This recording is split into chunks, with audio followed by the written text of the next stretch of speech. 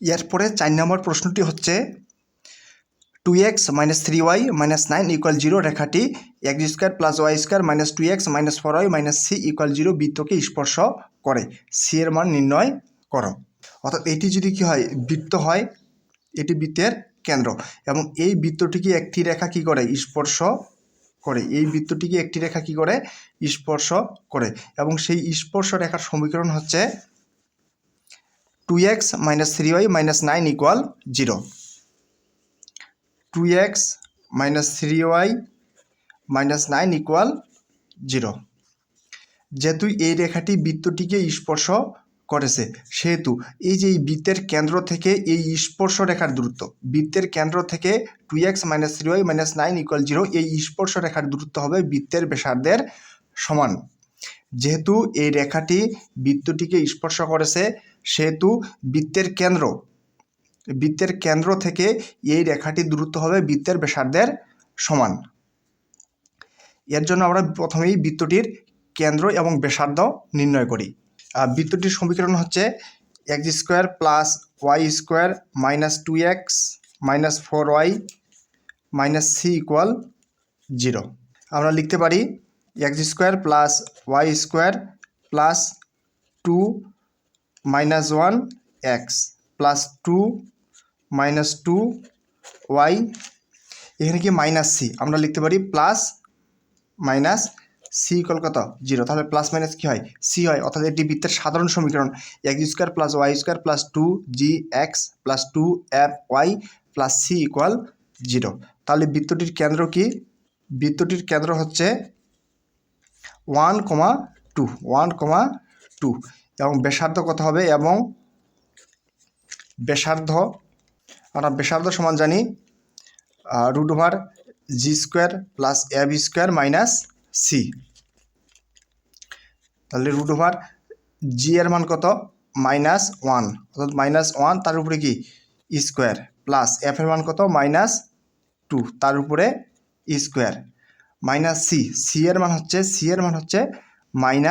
-c। √1 এর উপর স্কোয়ার মানে কত, 1, প্লাস -2 এর উপর স্কোয়ার মানে কত, 4, মাইনাস মাইনাস প্লাস সি, অর্থাৎ আমরা লিখতে পারি √c + 4 + 1 অর্থাৎ হচ্ছে কত, 5। এখন আমরা এই যে বৃত্তটির কেন্দ্র কত, বৃত্তটির কেন্দ্র হচ্ছে 1,2, বৃত্তটির কেন্দ্র হচ্ছে 1,2। এই যে বৃত্তের কেন্দ্র 1,2 থেকে 2x - 3y - 9 = 0 এই রেখার দূরত্ব নির্ণয় করি। 1,2 থেকে 2x - 3y - 9 = 0 রেখার দূরত্ব। কেন্দ্র 1,2 থেকে 2x - 3y - 9 = 0 রেখার দূরত্ব। 2, এই যে x এর পরিবর্তে 2x, যে 2 নিলাম, x এর পরিবর্তে কত বসাবো, 1, -3, y এর পরিবর্তে কত বসাবো, 2, -9, অবশ্যই পরম মান দিতে হবে। নিচে √x এর সহগের উপর স্কোয়ার, x এর সহগ কত, 2, অর্থাৎ 2 এর উপর স্কোয়ার, প্লাস y এর সহগের উপর স্কোয়ার, y এর সহগ কত, -3 তার উপরে কি স্কোয়ার। নিচে √2 এর উপর স্কোয়ার মানে কত, 4, প্লাস -3 এর উপর স্কোয়ার মানে 3 × 3 = 9, উপরে 2 1 2 মাইনাস 3 2 কত, 6, -9, তাহলে নিচে √4 + 9, 4 + 9 কত, 13, আর উপরে কত হয়, -6 - 9 লেখা যাবে -15, -15 থেকে 2 বাদ, তাহলে লেখা যায় -13। তাহলে আমরা উপরে লিখতে পারি -13, আর কি আছে, পরম মান, তাহলে পরম মান চিহ্ন উঠে দিলে আমরা কি লিখতে পারি, শুধু 13 লিখতে পারি, আর নিচে কত, √13। এখন আমরা লিখতে পারি উপরে কি আছে, 13, উপরে 13কে আমরা কি দিতে পারি, √13 দিতে পারি, এবং তার উপরে কি দিতে পারি, স্কোয়ার, অর্থাৎ স্কোয়ার রুটে কাটা আবার কত হয়, 13 হয়, আর নিচে কি থাকে, কত, 13।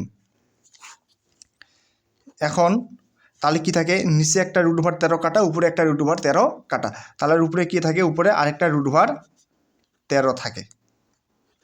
এবং এটি হচ্ছে এই যে কেন্দ্র 1,2 থেকে 2x - 3y - 9 = 0 রেখার দূরত্ব হচ্ছে কত, √13। অর্থাৎ এই যে 1,2 থেকে কেন্দ্র 1,2 থেকে এই রেখাটার দূরত্ব হচ্ছে কত, 13।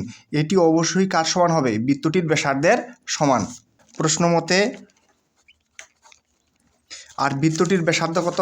বৃত্তটির ব্যাসার্ধ ছিল √c+5, √c+5। এই ব্যাসার্ধ কার সমান হবে? √13 এর সমান হবে।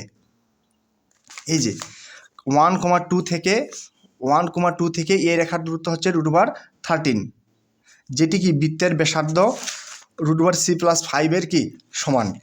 এখন উভয় সাইডে যদি আমরা বর্গ করি, উভয় সাইডে যদি বর্গ করা হয় তো √c+5 তার উপরে কি স্কোয়ার ইকুয়াল কত 13, তার উপরে কি স্কোয়ার রুট কাটা। তার মানে আমরা লিখতে পারি c+5 ইকুয়াল কত 13। এখন c ইকুয়াল 13, এদিকে +5, এদিকে আসলে কী হবে -5। অর্থাৎ c ইকুয়াল কত 8, অর্থাৎ c এর মান হচ্ছে 8।